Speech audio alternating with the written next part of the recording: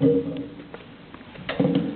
like to take this opportunity to thank Rabbi Goldberg for giving us his valuable time every year to address us on Tisha B'Av, give us insights into where we have to go and what we have to be thinking about this time.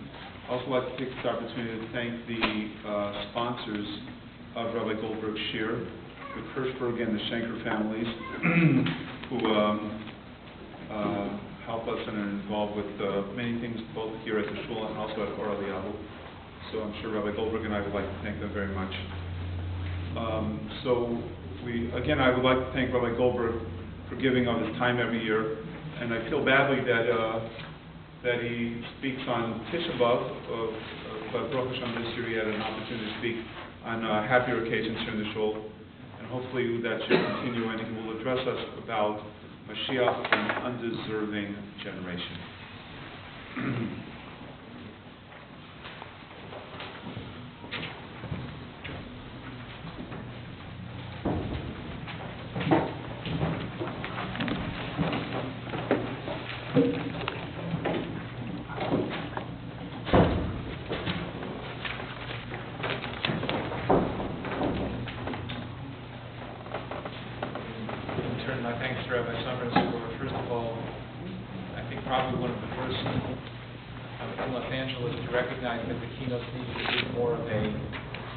Elucidation than just a simple reading through them, and for the very profound and important insights that he shares. And also my thanks to the Kirschberg and to the Schenkers for being kind enough to sponsor and support these Divrei Torah. Our generation is one which has many difficulties, but there's a technical or maybe a philosophical difficulty that we have as well. And that is that when we compare ourselves to the previous generations, even just going back a generation or two, we find that the previous generations were able to deal with a more difficult life, were able to stand up to those tests of life in a way which we are not.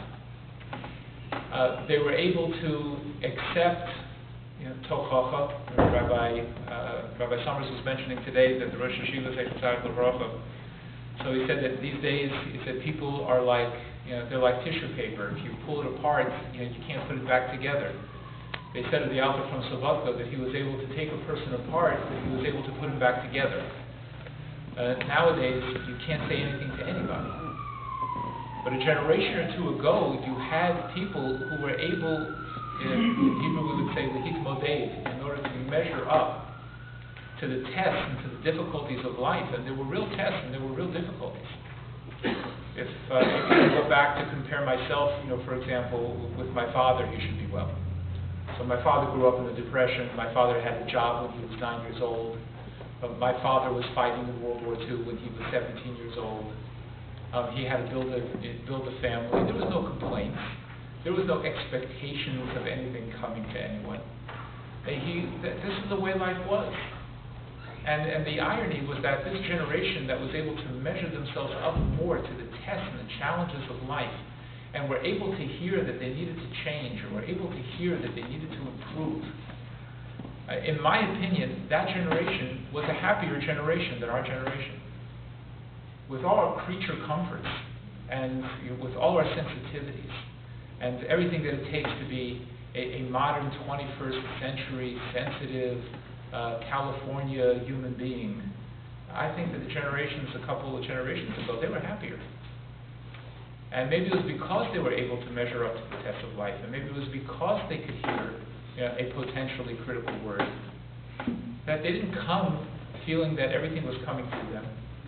And therefore they were happier, more successful, and more established and firmer, more solid people. That was a couple generations ago. So what's happened in the last couple of generations? So I think it's fair of us to say that things have not gotten better. That we believe, as the Torah does, that there's such a thing in general as you read those Hadoros, that the generations decline. we become weaker, we are less able to stand up to the test of life, we are unhappier, we are less able to take a critical word.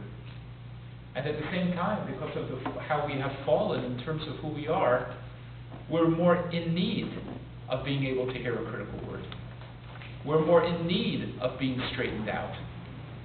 It could be that we're more in need of a strong hand. But it's a problem because even though our generation is more in need of being straightened out than a few generations ago, we're less able to take it. So it really leaves anyone who's involved in educating others or educating themselves or trying to figure out what's going to be in our time, it leaves us perplexed.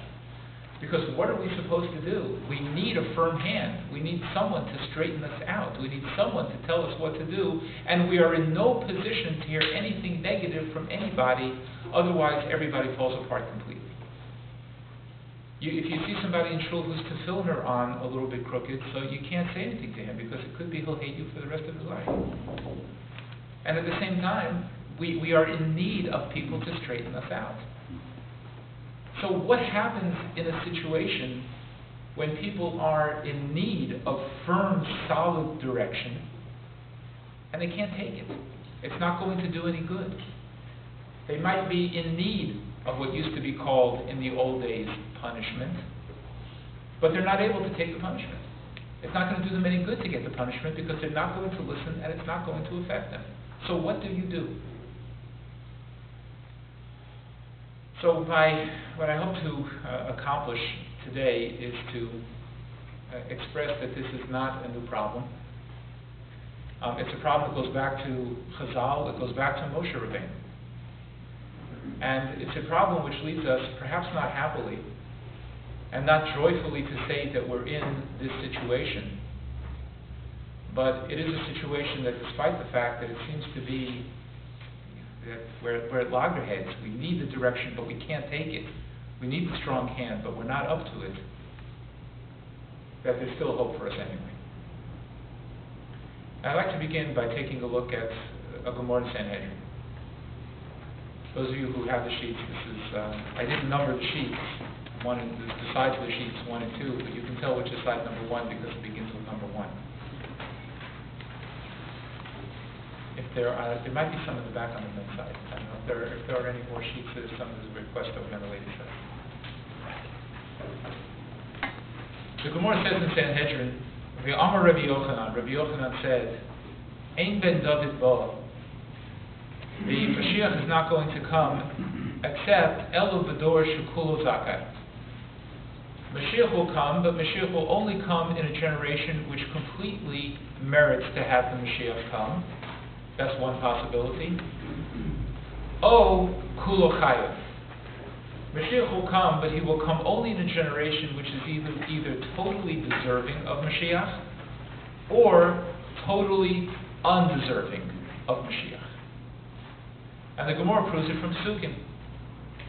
The Gemara says, "V'dor shekulo zakai." How do we know that that Mashiach can come in a generation which completely merits it? Diksiv, because the pasuk says, "V'am es kulam tzadikim," and your nation are all tzadikim. Le'olam yirshu oretz, and forever they will inherit the earth. So this is the pasuk that we say at the beginning of Pirkei Avos. So the pasuk says that when the Am is kulam tzadikim, when they're all righteous, the result will be Yirshu Aretz, that they will be the ones who inherit the land. Mashiach will come and bring us back to Eretz Yisrael. In a Dor Shekulo Chayav, when it's kulam tzadikim, when they're all righteous. But Dor Shekulo Chayav, how do we know that Mashiach will come also in a generation which totally and completely does not deserve it? A generation which is kulo chayav, where everyone is guilty. Diksiv, because the pasuk says in Yeshaya, Vayar, and Hashem will see, ki ein ish, that there is no man. There is no man in his schus. This is what the fortunes say. There is no man alive who has the schus to say, I should bring Mashiach in his merit. No man. V'yishtomim, and people will be amazed. They will be stunned. Ki ein mafgia, because there's no one who could even daven for our salvation. There's no one who even has the schus that his tefillah would help to bring the Mashiach. No one who is deserving of it in his own right, and no one who even has the power of tefillah to be able to bring Mashiach. And it's not printed here, but the pasuk goes on to say that the result of that will be v'toshia l'zaroi, and therefore the salvation will come l'zaro, to his progeny, that Hashem will save them in his, l'zaro means that it will come through his forearm. Hashem through his hand will bring the geula. V'tzidkoso, and his tzedakah through his righteousness, simachaso, will be somechas, will support us. So in a generation where there's no ish, and when we're stoming, we're amazed over the fact there's no one who can even daven, then the salvation, the Yeshua will come through Hashem's forearm, and it's through his tzedakah that he will support us. So this is the first of the pesukim that the Gemara brings, that says even in a generation when there is no person alive who has the schus to deserve Mashiach, and no one who can daven for it, then Hashem will do it in his own merit. Hashem will do it in his schus. Hashem will do it in his tzedakah. And another pasuk in Yeshaya that says, Lama'ani e'eseh. Hashem says, I will do it, I will bring the geula, not lama'anenu, not for our sake, but lama'ani, for Hashem's sake. That he will do it because, well, we'll explain why he has to do it, but he set up the world in such a way that even when we are totally undeserving, he won't do it for us, he won't do it because we deserve it, but he will do it because it fits the plan that Hashem has brought into the world. Mashiach coming in a dor shekula zakai, Mashiach coming in a generation where everybody deserves it, so that we can understand everybody deserves it, so bring Mashiach. Where we're perplexed is, how does this work, that Hashem would bring Mashiach in a generation where absolutely no one deserves it? How does that work? What are the moving parts? That Mashiach can come when it's in a generation.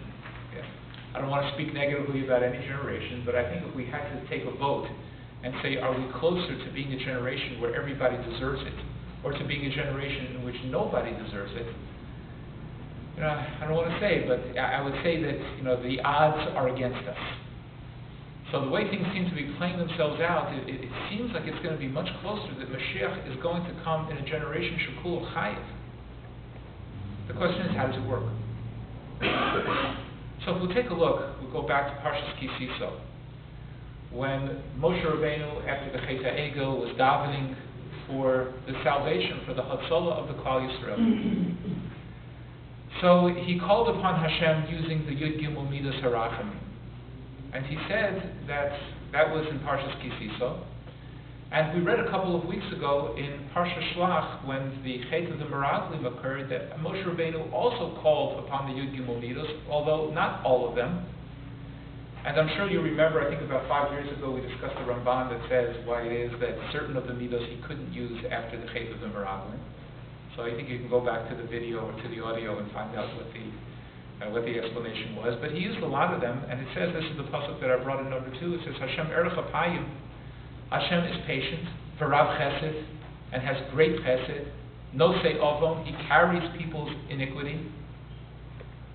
Nosei avon upesha, and also their averas that they do out of anger, v'nakei, and he cleanses. Lo yanakei poked avon avos al bonim v'al b'nei al avos al bonim al shileshim v'al rebbeim, for 3 and 4 generations. So Rashi says on this pasuk that Hashem is erech apayim, and it's brought here, but you'll see that it applies also to the situation of the Chet HaEgel. Moshe Rabbeinu is davening here in the Midbar, and he's using Hashem's midah of erech apayim. Rashi says that when Hashem is erech apayim, it says l'tzadikim u'rishoyim. That Hashem has patience not just with the tzaddikim, not just in the generation where everyone is zakai, where everyone deserves it, but also to those people who are rishoyim, even those people who are evil. He still has patience. With tzaddikim, ul rishoyim. Rashi goes on to bring the medrash. Kasha'ala Moshe l'maron, when Moshe Rabbeinu went up to Shemayim, Moshe Moshe l'Hakadosh Baruch Hu Shahaya Yoshev, Moshe Rabbeinu found the Rabbono Shalom, that he was sitting. That means it was B'kaviyas. Yoshev means that he was, if Hashem is sitting, that means that this is kavua, this is set as his midah. V'kosev, and he was riding, which means this is something that needs to be revealed to everyone. He was Yoshev v'kosev, that's how Rav Dessler explains. And he was riding Hashem Erech Apayim, that Hashem is long-suffering. It takes him a long time to get upset. He's patient. So when Moshe Rabbeinu found that Hashem was riding, that Hashem was Erech Apayim, Amar Lo, Moshe said to Hashem, L'tzadikim. That must be talking about for tzadikim. That must be talking about people who are basically good folks, who stumble occasionally, make a mistake, and then if you're patient with them, they will figure it out, and they will do tshuva, and they will get back on the right path. So Moshe Rabbeinu said, Amar Lo L'tzadikim. When you say that you're Erech Apayim, that's for tzadikim, because they're eventually going to get the message, and they're going to make it back and do tshuva. Amar Lo HaKadosh Baruch Hu. So Hashem said back to him, he said, no, Aflu Rishoyim, even to evildoers, even to those who aren't going to do tshuva, I'm still Erech Apayim. Amar Lo, Moshe Rabbeinu said back to Hashem, Rishoyim Yovedu. I can understand that if someone's needs time, and they'll figure it out, so you'll be long-suffering, so you don't punish them immediately, or you save the punishment for Olam Haba, but you'll give them time to get back on the right track. You'll give them time to do tshuva. But so we're talking about Rishoyim, they're not going to do tshuva. So what's the point of Erech Apayim? So you see that Moshe Rabbeinu had our question. Or we had Moshe Rabbeinu's question. Amar Lo HaKadosh Baruch Hu. So HaKadosh Baruch Hu said to Moshe Rabbeinu, Chayecho, by your life, Shetitzarech L'Dover, you yourself are going to need it. You're telling me, Moshe, only for tzaddikim, it doesn't make sense to have Erech Apayim for Rishoyim. I'm telling you that you're going to need it. This is back. This medrash is, that Rashi's quoting, is backed by Tisha, by the Chet HaEgel. Medrash goes on to say, Kishachotu Yisrael be'egel u'be'meraglim. When the Bnei Yisrael sinned at the Chet HaEgel and with the spies, with the meraglim, his palel Moshe Lefonov. So Moshe Rabbeinu davened to Hashem to save the Klal Yisrael. What midah did he call upon that Hashem should save the Klal Yisrael? Be'erech Apayim. He used Hashem's midah of long-sufferingness, of being patient before he punishes, of giving time. So here's Moshe Rabbeinu, and now he's using Hashem's midah of Erech Apayim. He's using that midah to ask Hashem to forgive the Klal Yisrael. So Hashem says back to him, Amar Lo HaKadosh Baruch Hu v'halo amarta li l'tzadikim. Wait a second, you're praying to me that I should save them be'erech apayim? You, Moshe Rabbeinu, are the one who said that erech apayim only makes sense for tzaddikim. It's for the people who are going to do tshuva, who occasionally make a mistake and they need some time to get back. You're the one who said l'tzaddikim. Amar Lo, so Moshe Rabbeinu said back to Hashem, v'halo amarta li, but you said to me, Aflu Rishoyim.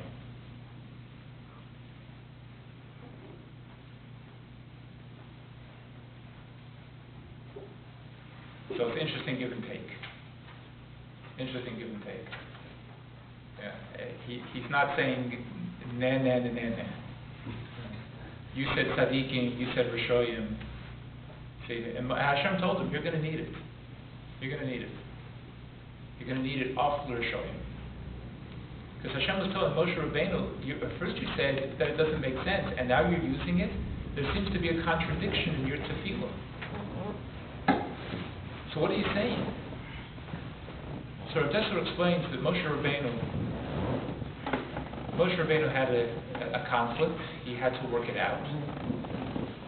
And he was struggling with the issue that we all struggle with, either on big issues or on small issues, of why should it be that people who do the wrong thing, that Hashem has Erech Apayim for them, that He has patience?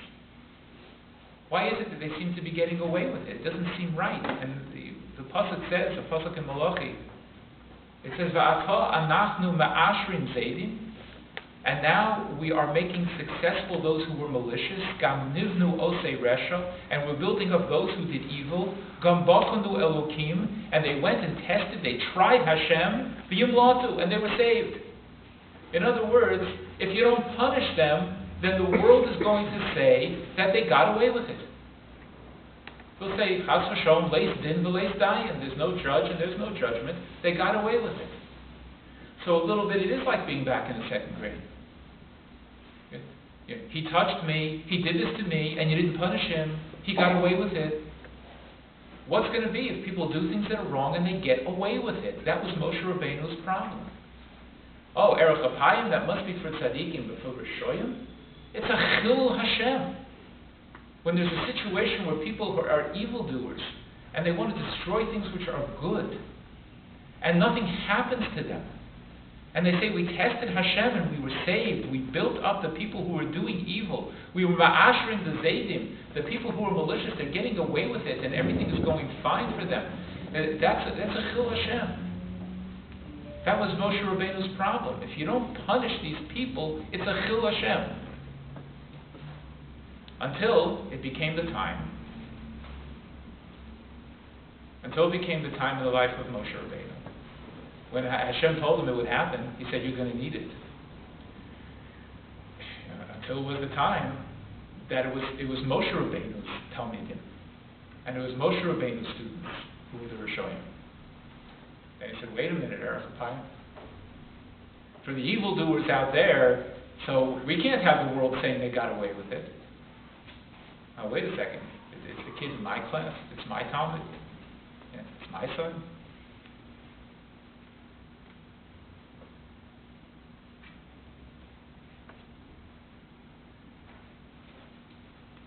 So it seems he changed his tune. How did he change? So Dessler explains. Moshe Rabbeinu said, now that it became close to him, now that it was immediate, he says, Akshav, he says, when Hashem, when you told me already that it was Achal Rishoyim, Moshe Rabbeinu believed it, he accepted it on faith. But he says, Akshav, but now, Ani roeh shahachilu shebekilyo in Chas v'sholom. The chil Hashem that would come if the Klal Yisrael was to be totally annihilated, hu harbe yoser gurua mehachilul shebarachamim l'rishoyim. We have competing chilul Hashems. On the one hand, if the wrongdoers get away with it, that's a chilul Hashem. Because people will say, you can do the wrong thing and get away with it. Where's the punishment? Where's the fairness in life? They're doing the wrong thing and then getting away with it. Zelo fair. That's chil Hashem. Moshe Rabbeinu came to understand that there's a greater chil Hashem. And because if the Klal Yisrael gets wiped out, if they're going to be destroyed, if they're going to be punished into annihilation, then there's not going to be a Klal Yisrael left to rebuild from. And then what has Hashem gained? So at the end of the day, yes, people will be left with the message that, you know what, you can even do the wrong thing and Hashem will still have mercy on you. And to a certain extent, that's a chil Hashem. But it's a better choice than trying to punish people for whom punishment is not going to help, to try to punish them into listening when the punishment is not going to do any good. The only thing that is going to accomplish is total destruction. So Hashem says, I will bring Mashiach even when they don't deserve it. And then the world will learn, yes, we could consider it to be, chas v'sholom, something lacking, in Hashem. But they'll have learned that our Hashem has rachmanis even for Rishoyim. They will learn rachamim l'Rishoyim. That Hashem even has rachmanis on the Rishoyim. That's who we got. That's our God. Yes, it will leave people an image of the world that you can get away with stuff. Okay, if that's what they want to believe, that you can get away with it, that's the way they want to lead their life. Okay. But it's not a valid option for Hashem to say, okay, as a result of that, I'm going to destroy you. If the punishment is not going to work, if the harshness is not going to work, if they don't have the stamina or the intellect, like Rabbi Summers was saying, they don't have the ability to think anymore, to think it through, It was a powerful word that Rabbi Sommer said. You know, the Chazal say it many times, that it used to be in the old generations, you could say a word and they would get the message. Reb Chaim Shmuel Levitt says punishment means the minimally invasive interaction you can have to teach someone that they did something wrong. Minimally invasive. Moshe Rabbeinu told Korach, he said the words, Rav Lechem, B'nai Levi. You're trying to do too much. When we're going to read in this coming week's Parsha that Hashem told Moshe Rabbeinu, Rav Loch al Toisif. He used the word Rav, don't daven anymore. You're not going to be allowed to go into Eretz Yisrael. With that one word, Moshe Rabbeinu understood that he misspoke when he spoke to the Bnei Korach. All he had to do was say the word Rav, and that taught him already that he had said the wrong thing. That was a punishment because he heard the word. What do you do in a generation that you can take a 2x4 and they don't get it? You're going to find a bigger 2x4.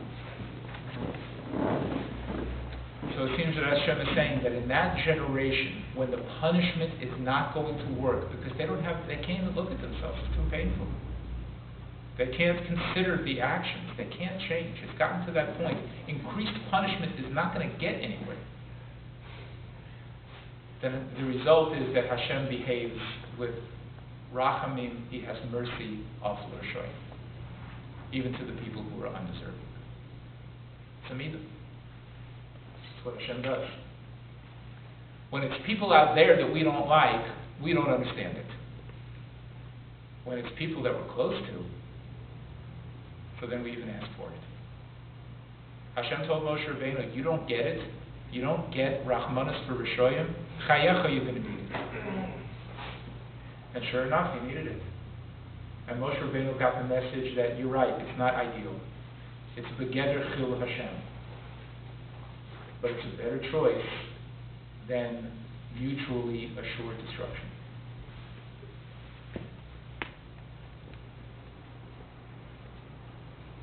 Similarly, also back in Parshas Kisisa, the Pasuk says that HaKadosh Baruch Hu explained, "V'chanoisi es asher achoin."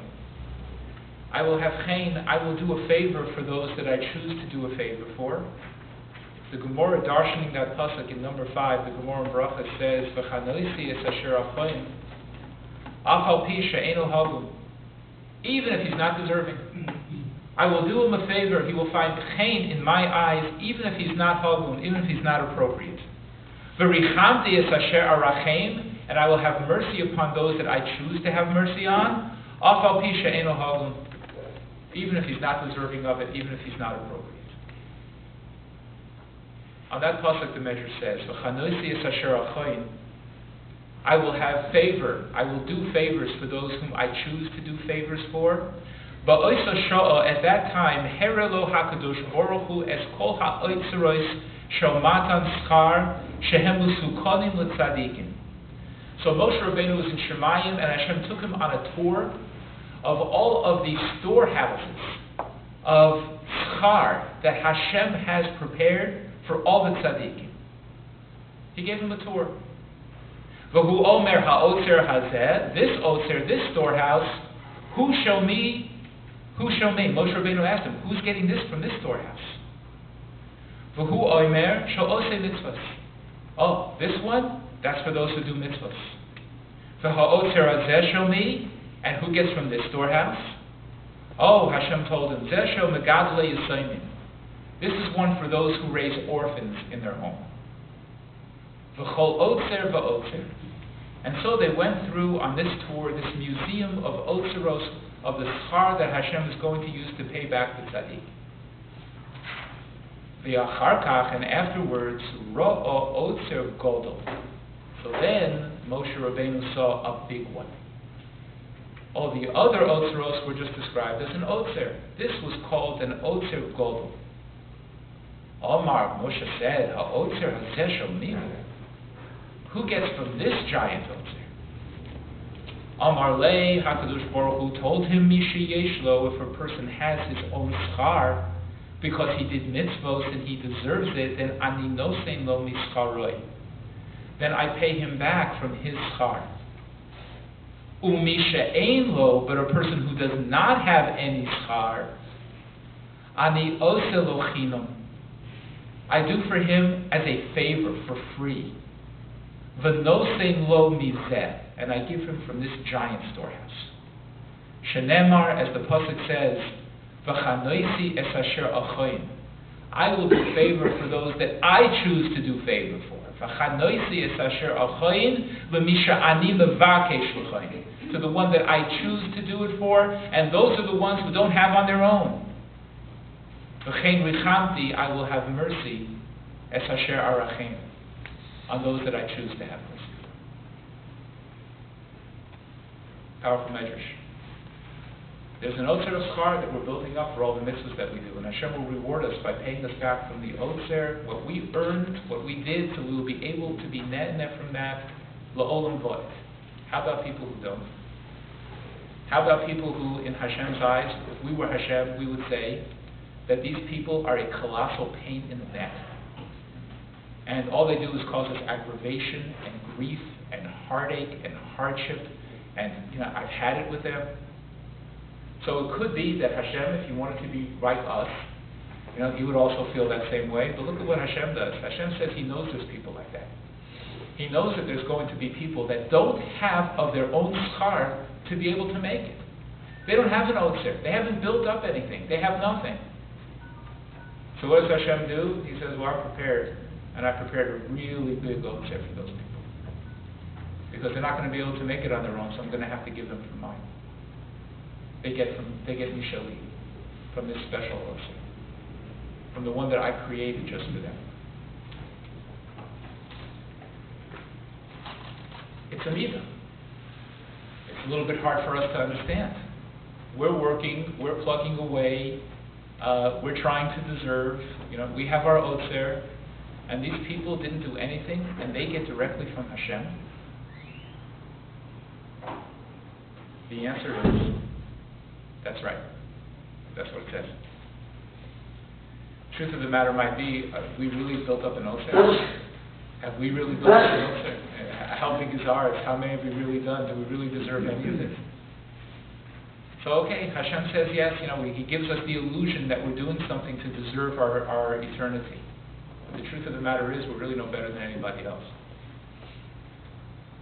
But when Hashem sees that there are people who are not deserving, yes, he will try to motivate them, yes, he will try to encourage them, yes, he will try to get them to do, but when the bottom line is that the negativity is not going to work, that the punishment in the Midas Hadin is not going to work, the result is that Hashem will lead them. He'll give it to them from Rahmanas. Now it's much healthier and much better to get it because we deserved it, because we earned our keep. So that it's not Nahama de Kisufa, it's not the bread of embarrassment. But the bottom line is that Hashem has promised us that no matter what, even in a door Shekulo Chayev, he has a tremendous otzer that he prepared beforehand. He prepared beforehand an otzer of chesed, so that he can continue to do good for those people who don't deserve it.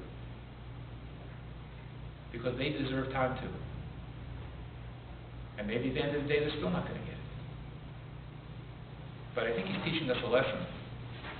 That if we think we might run into people like that from time to time, that we better prepare a big otzer. We better have a very big storehouse of chesed and chaim that we can give to those people who are a source of continued disappointment and aggravation in our lives. Because that's what Hashem does.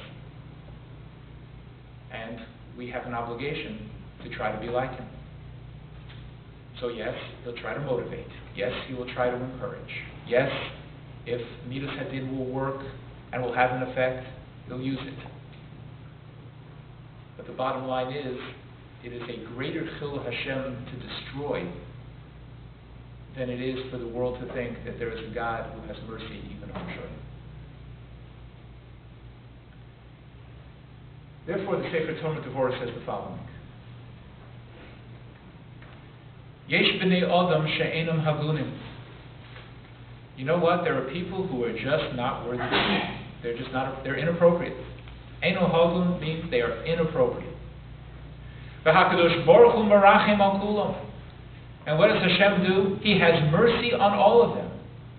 U'pirshu b'gemora v'chanosi asher achoyin Omar Hakadosh Baruch Hu otzer zeh la'osum she'enam hagunim. I have a special otzer for those who don't deserve it. Yesh otzer chinunim shehakadosh Baruch Hu chonein v'nosein lehem matnas chinam. He's got a special otzer that he gives for free. He hands out for free. L'fi she'amar Hakadosh Baruch Hu harei yesh lehem zechus avos. This generation not deserving, but they do have zechus avos. V'ani nishbati le'avos, I swore to the avos. Im kain, im hiyosh she'enam hagunim, even though they are not deserving, yizku bishvil shehem mizera ha'avos. They're still of the children of the avos shenishbati lehem, that I swore to them.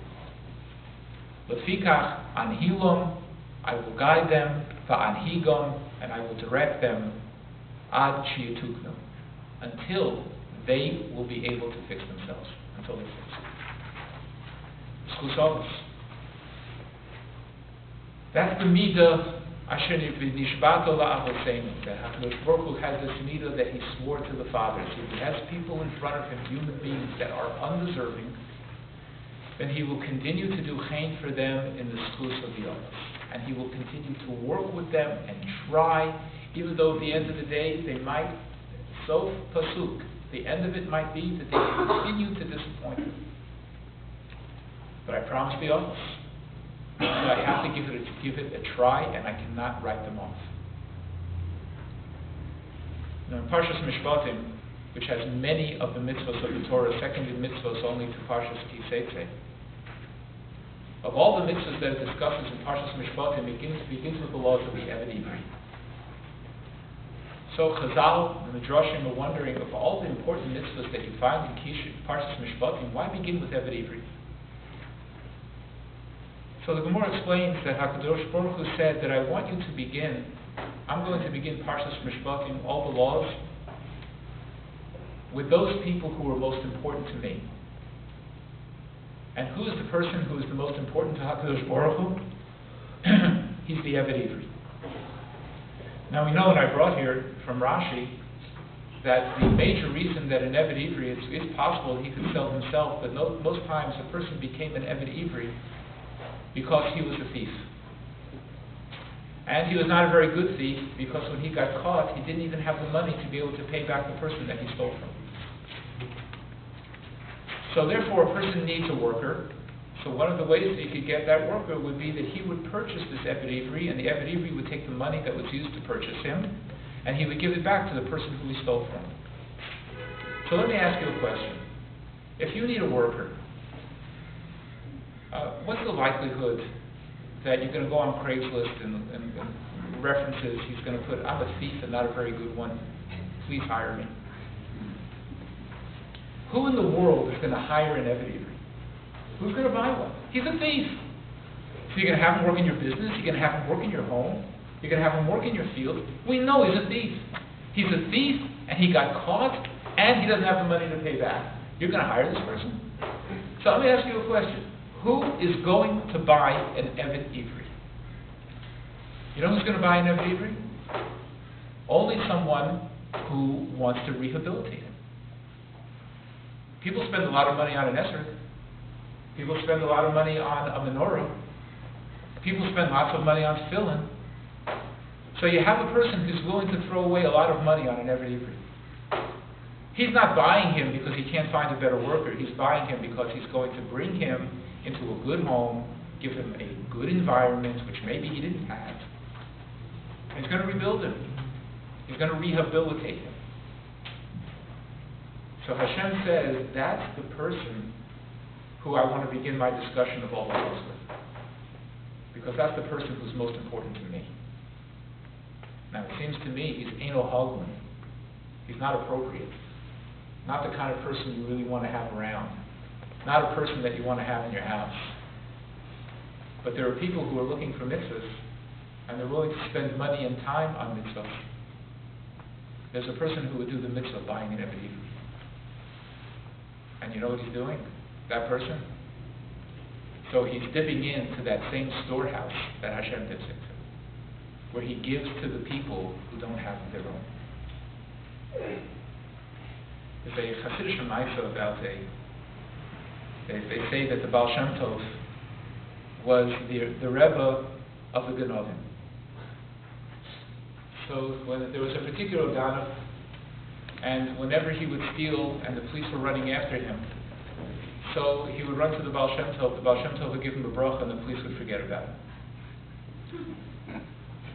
So that was fine, but if you're a Ganav in the shtetl, how much can you steal really? So this Ganav had his eyes on something really big, and one time the Tsar was coming to town, and he came with his entourage, and he hid out, and he actually stole a sizable amount of money from the soldiers, from the entourage of the Tsar.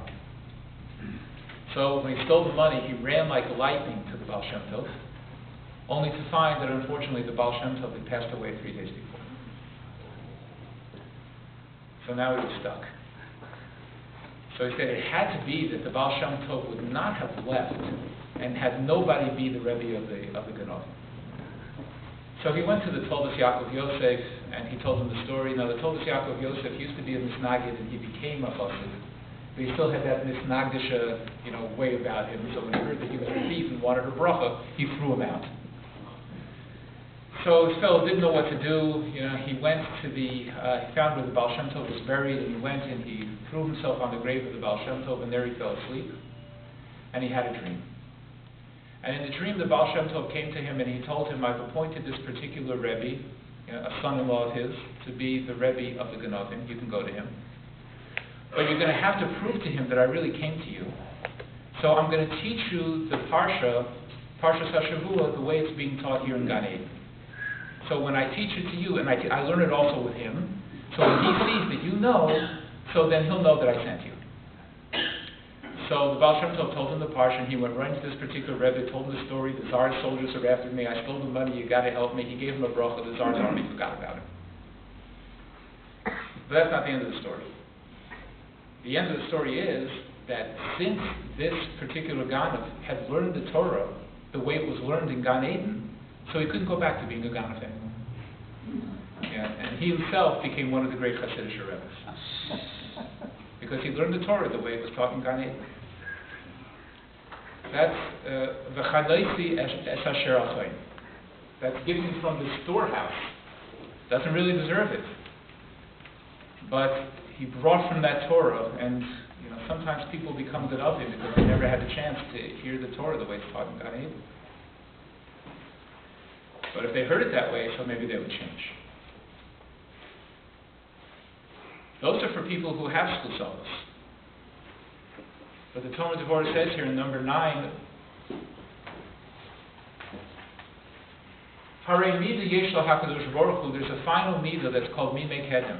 Harei Mida Yesh LaHakadosh Baruch Hu Im Yisrael, Kushetama Zechusam, when they've used up all their schus, even sklusavos, Ukiyotze. So then what is Hashem going to do? They've used up all their schusim. V'hareihem mitzad atzmam einam hagunim. For themselves, they have no merit. So what does Hashem do? The ksiv, but the pasuk says, "V'zacharti lo chesed nuraich." So then Hashem says, "I will remember the chesed of your young days. Ahavas kilulosayach. I will remember the love of our wedding day." So when Hashem sees the people in front of him that they've used up the schus avos, so what does he do then? He remembers back to an earlier time. Mamash zocher hakadosh baruch hu yomim kadmonim. He remembers the early days. Ahava shahaisa mikoydem, the love that was there before. Umerachim al Yisrael, and then he has mercy on Yisrael for what they did earlier in their lives, earlier in their history. He remembers all the mitzvahs they did from the day that they were born. And Hashem remembers the midos tovos that He used when He led them and guided them when they were doing mitzvahs. Umikulam ose segula. And from all of that, Hashem makes a segula v'rachem bishvilam, to be able to be merachim on them. V'harezu should be hamida. V'harezu hamida kolelis kol hamidos kula. This midah of mimei kedem surrounds all the other yud gimel midas harachamim. It's the midah when Hashem has no place else to turn. He looks back in history and he says, there must have been some time that they did some mitzvah. Zacharti lo chesed nurayich. So you know what Hashem does? It's like He keeps a baby album. And when He looks at us when we're grown up and we're not so, we are not people who are so deserving. So Hashem looks back at the baby pictures. And He says, oh, so cute. Avos kilulo sayach, He remembers the wedding album. Sometimes after years of marriage, marriage is work, up and down. Takes out the wedding pictures. I remember when I married the Klal. I remember when they were young. I'm fortunate I have my grandkids who, a few of them who are visiting us for the summer. So, my young grandson, so yesterday we have these things that are called magnet blocks. You've seen them, they're like square and they're magnetic and you can build things with them. So we had like 4 of them together. And he took them, and my son-in-law was laying, on the carpet, and he took it, and he, threw it, hit him in the forehead with the magnet box. It hurt. What did my son-in-law say? What an arm! Great arm. He's got to find a way to make money off of that arm. One of these days. It's a genius. Look, I don't know. Somebody else's kid who had thrown the magnet blocks at his forehead? I don't know. Maybe he would have reacted the exact same way. I know I wouldn't have. Maybe he would have. In the Kodesh HaKadoshim, there was the Aron. On top of the Aron were the Kruvim. The Kruvim had the faces of children. So I heard one time from a friend of mine that he said it could be the faces of children because if you look at somebody who's really a pain in the neck and you remember that he was once a baby, so then it's hard to get upset with him. You could picture him as a baby. He was once a cute little baby. So if you see that and you remember it, so then it causes feelings of rachamim. So the Talmud Devorah is saying this is what Hashem does. What happens when we use up schus avos already? Hashem nishbatu l'avoseinu. That was schus avos. How about we're not hagam, we have schus avos. Why would we used up schus avos? We used up schus avos. You know what? There's still this fact that Hashem keeps the wedding album and He keeps the baby album and He remembers everything that was done and then He gets those feelings that He had when we were doing the right thing. And He does chesed even for those who are undeserving. And it's really something that we say in the Keil Odon on Shabbos morning. We say, Schus u'mishor lifnei kisai, chesed v'rachamim lifnei kavodo. So the Vilna Gaon says, Hein shnei hanhagos shel HaKadosh Baruch Hu shebehem shofet ha'aretz. These are the 2 ways of behavior that Hashem uses when He judges the world. Im einam maspikim hazuchus v'hamishor, schus u'mishor lifnei kisai. So if there's not a schus and mishor, if the merit and straightness and fairness is not enough, az chesed v'rachamim lifnei kavodo. Then there's always chesed v'rachamim, and that's lifnei kavodo, Hashem's kavod. Seems it's a higher level. Schus u'mishor has been in front of the throne. Chesed v'rachamim lifnei kavodo. If we don't deserve it, so you know what? We have a Father who gives it to us anyway. What are you going to do? He spoils us. It's not ideal. Not ideal. But what are you going to do in a generation that can't hear a negative word? What do you do in a generation that their self-esteem is so low that they can't hear anything that they're not perfect? They can't stand up to it. What are you going to do in a generation? Well, in our days, the kids never would have talked to anybody like that. We would have just punished them, and we would. Well, what are you doing with punishing them? Does not do any good. How about if all the things they used to do when I was in school that would stop kids from misbehaving? What happens if they don't work anymore? You're going to drop a nuclear bomb in the 3rd grade? It's a little extreme. Well, you can't hit kids anymore. That's right. And you know what? And if you hit them, you'd only be encouraging them to hit you back. And it just wouldn't work. So what are you going to do what are you going to do? Now, people want to know. Rabbi Summers mentioned the kids who go off the derech. What are we going to do? The sad fact is, there's not a whole lot you can do sometimes. If a teenager wants to be a stubborn mule, the truth of the matter is, there's not a whole lot you can do. Where's the button? What are you going to do? Believe me, if anybody had the answer, they'd be rich people, they would tell you. The bottom line is, if someone wants to dig in his heels hard enough, and he wants to engage in terrorist activities and mutually assured destruction, which sometimes teenagers will do, there's not a whole lot you can do. The only thing you can do is you can look back at that same storehouse that Hashem uses. The storehouse of Chain and Chesed that he uses in a generation that's not deserving. So therefore the Talmud Devorah says, I'll encapsulate for you in 11 and 12, he says, because that's the nature of the Sefer Talmud Devorah, that we know that Hashem has these midos, so then what do we have to do? How do we have to treat people? So if we have people, Hashem, when we're not appropriate, when we're not deserving, so you know what he does? So he continues to give us from this storehouse. B'schus avos. So the Talmud Devorah says in number 11, we should say, okay, he might not be so deserving, but he probably had parents or grandparents who were, so do them a favor and have some rachmanis on the kid. Continue to work with him. Continue to work with that person who's next to you, who's aggravating. And what happens in a generation which has used up schus avos, in the getter of mimei kedem? So then we have to look back at the baby pictures. Remember what they did when they were young. Remember a happier time. And just like it says, the Talmud Devorah says, it so to speak awakens in Hashem those feelings towards us when he looks at the pictures. That's the power of the picture. So keep images of your mind in when it was good. And that'll help us to be good even when the person facing us is not so sweet and not so cute. And maybe he's throwing something a lot harder than a block, and maybe he's more responsible for his actions, and he really should know better. We look back at the picture, we'll find within ourselves that we're able to do it. So therefore, the Gemara Yerushalmi says, Rabbi Yudim bar Chanan b'shem Rabbi Barchia Omar HaKadosh Baruch Hu Yisrael. Hashem said to the Klal Yisrael, Bonai, Im ro'isem schus avos shemota. If you see that schus avos has gone away, v'schus imo shenis motata, and the schus of the imos is tottering and falling. There's no schus avos, no schus imos.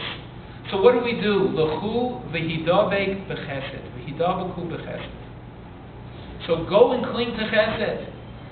Because that's what Hashem does. And when we cling to chesed, then it causes HaKadosh Baruch Hu to cling to chesed too. Rabbi Desra says what we daven for every day. Umevi go'el l'ma'an shemo, hainu l'ma'an midas chazda. Ki olam chesed yubani. The world's created through chesed. V'tachlis habriya hi l'ma'an gilui kvodo. Hashem created the world to establish His kavod, to let it be seen. Hainu gilui chazda. V'ge'ulasenu nitzreches l'ma'an hakshamas tachlizu. And therefore we're going to need the geula perhaps to show the world just how deep and how great Hashem's chesed really is. Even in a generation which is so undeserved. And therefore we ask Him to maybe goel l'ma'an shemo be'ahava mikivan shekol hanhagaso imonu hi l'shem hava'as geula. Everything Hashem does for us is only for the purpose of bringing the geula. Nimsa shekol ahanhaga hein rak ahava. In the end, everything was love.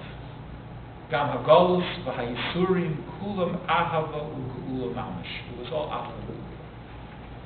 We didn't get the message back then, so we're still here again on Tisha B'Av. And it seems like we might be having to be zocha to it just from Hashem's chesed, because we have no other source. But one thing is for sure, it will come. So as I mentioned, Rabbi Chait Zecher Tzaddik L'Vrachah, my Rebbe, he would say that after Tinos you say Ashrei Yoshvei B'Secho. And after Yizkor, we say Ashrei Yoshvei B'Secho. And after Avarachamim, you say Ashrei Yoshvei B'Secho. That you read about all these difficulties, all the tragedies, the tests of life, but it's still Ashrei Yoshvei B'Secho. We're very happy to be in this house, because this is a house that benefits from all the otzros that HaKadosh Baruch Hu has. And I saw just yesterday that Reb Nevin saw that he explains that in today's Kriyas Torah, so it talks about the Churban, the Neshantim Ba'oretz, where we learn out the length of how long the Golus was going to be in Bayis Rishon. And in that same Kriyas Torah, which talks about Golus, which talks about the difficulty, that talks about the pain and the trials and tribulations, is also in that Kriyas Torah is the pasuk V'ato horeso l'das ki Hashem hu Elokim ein od milvado, which, by the way, is the pasuk that we use to begin the Hakafos on Simchas Torah. It's profound. Within the difficulty, within the same Kriya in which we're talking about the tragedies, Ato horeso l'das, is hidden the kernel of Simchas Torah. So I think that what we should try to do is try to bring the Geula and try to bring Mashiach by making it a door Shekul Zakai. We should try to do the best we can to deserve it. But we have to know also that even if we don't, Hashem has a lot of chesed for us. And we need to appreciate that. We need to appreciate that chesed that He has for us. And if we want Him to continue pouring that chesed upon us, then there is a segula. There is a segula. The Tomer Devorah also brought a segula. He said, you know what that is? To have that type of feeling towards other people. Even those who are Eino Hagum, even those who don't deserve it, even those who make you at your wit's end, even those who you know are planning ways to aggravate you. We know that Hashem reaches into His storehouse and He gives to us even if we don't deserve it. So we have to try to do that for other people too. Give them time, lead them, guide them, direct them. Do we know for sure they're going to do tshuva at the end? We don't know. But one thing is for sure, if we blow them up, they're for sure not going to do tshuva. If we destroy that person, he's for sure not doing tshuva. Our only hope is to do chesed, and maybe they and we will get the idea.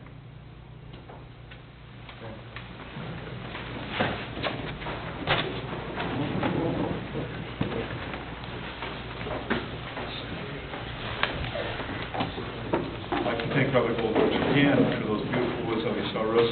Hopefully they will bring us closer to our station that we should be, to be Makal Pnei Mashiach's kingdom.